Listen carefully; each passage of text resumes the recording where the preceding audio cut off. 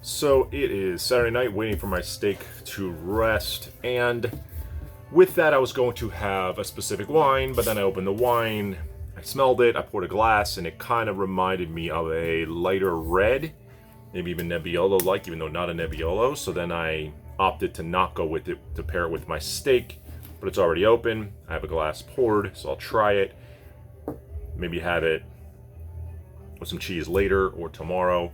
And I wanted to talk about another wine too. So 3 wines to talk about here.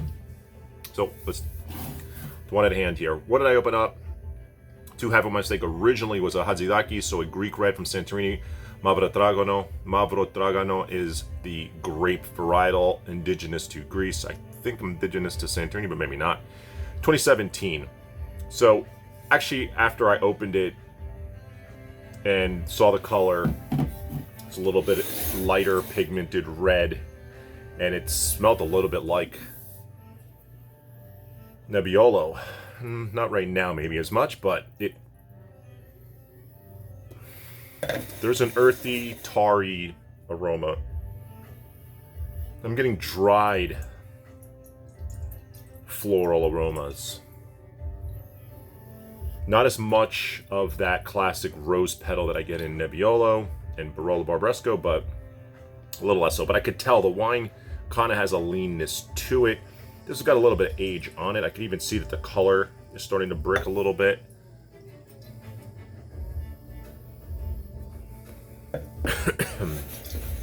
About a $60 wine. So I'm letting it breathe a little bit. So I'll have a sip of that in a minute. The other wine I've been having after I did my unboxing, I couldn't wait to open it, I think I've already opened up 2, is the Poseidon Vineyard 2012 Chardonnay from the Carneros Napa Valley. So this nice aged white, it's been great. It's not as good as the 2013, which I was head over heels for. This is pretty good. I still really enjoy this. It's a little woodier than the 13, so it might just need to develop longer. I think the 13 even had more of an aged character. Maybe it's just the way they vinified it. Maybe it was the grapes that year. Whatever it was, still very good. I just think this needs a little bit more time to age even longer. I think to get even a little bit more funky. But I've been enjoying that over the last 2 nights with some sushi and some other things. So it's great. There's only a little bit left. Probably have it later. So let's try this. This is the first time I've ever had a 100% Mavrotragano. So I've had it in a blend, the Avaton blend from Vasilio, the other Greek producer that I think is absolutely amazing and was the best Greek red I've had to date. It's about a $50 bottle or so, when you can even find it. But Mavrotragano is in there. I think Limnio, and I think there's a third, Lumati, forget the third one. Doesn't matter, but that's a red blend, the Avaton. This is 100%. It's got an interesting aroma. This doesn't smell. Some of the Casino Mavros have this, which they associate. So Casino Mavro is supposed to be the Barolo Barbaresco of Greece. I've not found a great one yet. They've got to be out there. I'm being told they're out there. I just need to find one and just spend a few bucks on a really good one and see how it really pairs up. But then if I don't want to spend that much on a really good one, because I can just buy Barolo Barbaresco. So I'm in that. I wanted a $30 Greek wine. It tastes like a Nebbiolo, but it doesn't, or hasn't.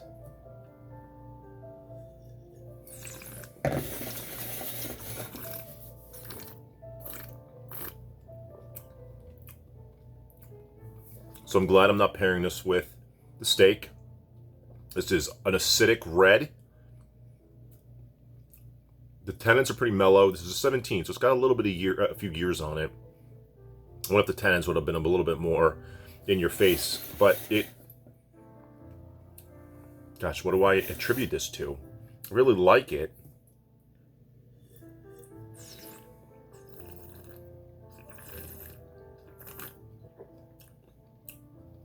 Tannin's there. I take it back. Their tannin is there.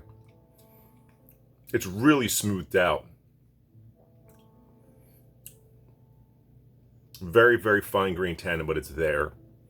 The acidity is pronounced. It's got a pomegranate thing without a doubt.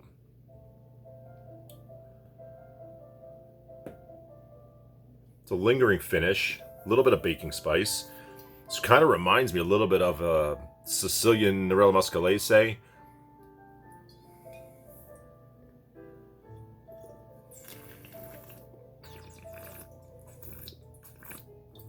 Even Pinot Noir, maybe. This is quite good. This is food wine. It's warming too. I wonder what the alcohol is on this thing. 15%. You could taste that it's got some alcohol to it. It definitely is screaming for food. Pork. This could go well with salmon. Lamb for sure. I think this wine would be tremendous.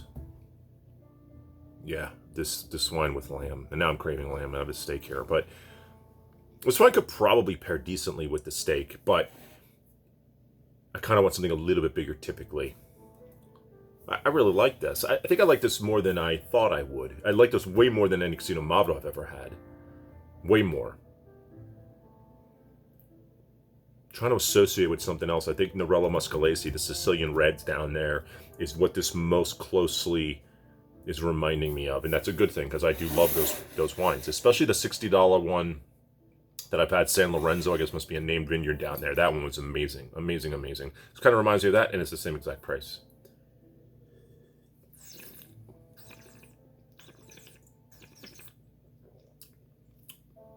I'd buy this again.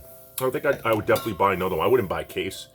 I definitely would like to have another one of these and explore it with some food, with somebody to say, hey, here's a Greek red that I think is really well made and something you've never had before, on the lighter spectrum of body. But the acidity's there. There's some tannin. There's some flavors. There's the black cherries in there as well. There's an earthy, leathery component, but slight. It's got a, dry, dark fruit character.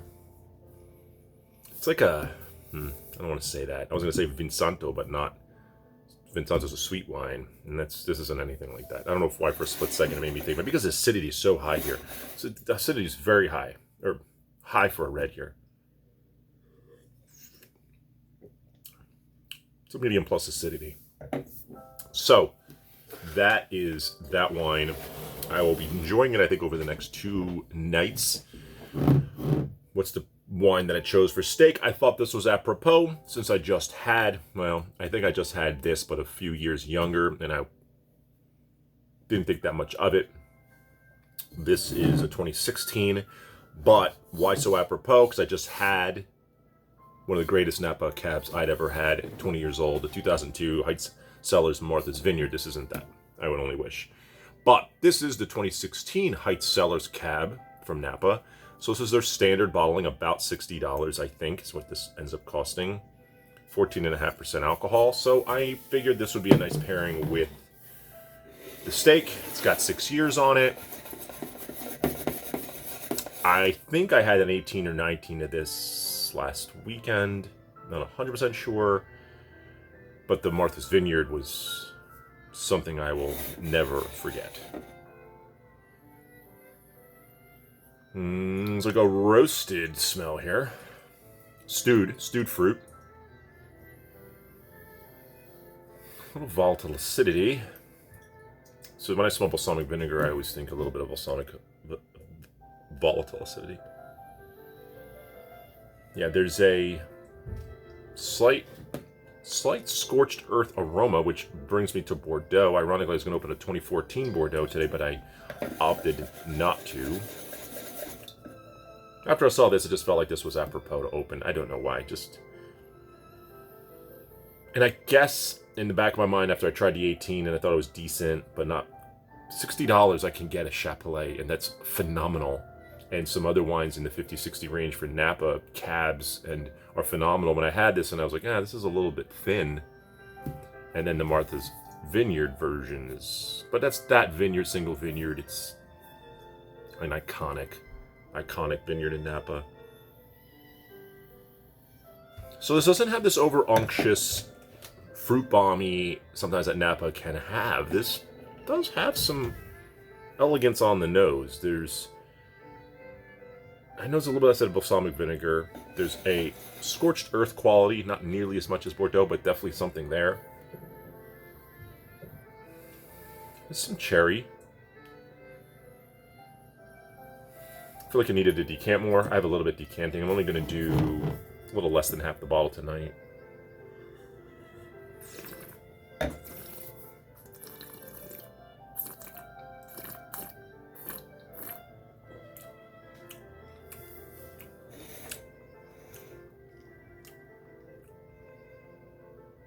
Yeah, it's pretty good.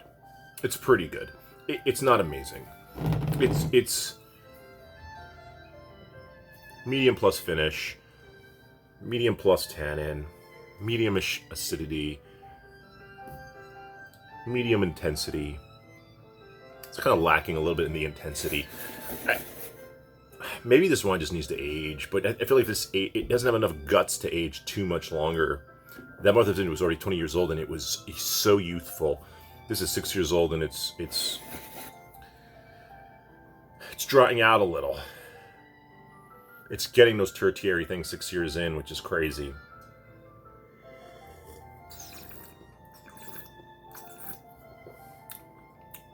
Right now, this tastes to me like an inexpensive Bordeaux, which isn't a bad thing. I love inexpensive Bordeaux, but I feel like it's already got these aged qualities 6 years in, and normally these Napa cabs can go decades, like easily. And this could go longer. I wouldn't go much longer. It's pretty good. It's not a bad one. It's a good wine. It's just not worth $60. Very different than the Hatzidakis for sure. Entirely different spectrums, but this will go slightly better with the steak. It's a little bit more viscous, a little bit more full-bodied. What would I want more in this? I guess a little bit more, a few more layers. It's a little bit simple. Simple.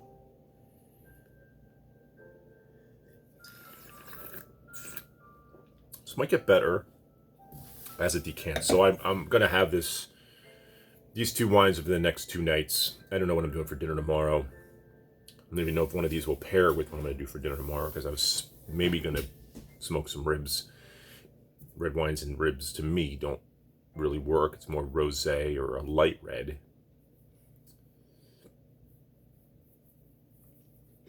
Reserve judgment on this wine. I think I give the Hatzidakis a 4.5 out of 5. It's a little cumin. A little cumin coming out of this now. That's crazy. Cumin spice. Strawberry and cumin spice. Crazy how this wine's evolving here. Definitely evolving. We'll see. Maybe this will evolve too and become better. I'm going to reserve judgment. I will definitely talk about these again. And this video's gone far too long. My steak's been resting probably for 15 minutes. I only wanted to rest it for 10. But it's fun to try 2 reds stylistically very different from 2 totally different places of the world. And this aged white that I recently got, which all about these aged whites right now, probably my favorite category to be consuming. Easy to drink, but then so complex. And I love how the aged whites develop.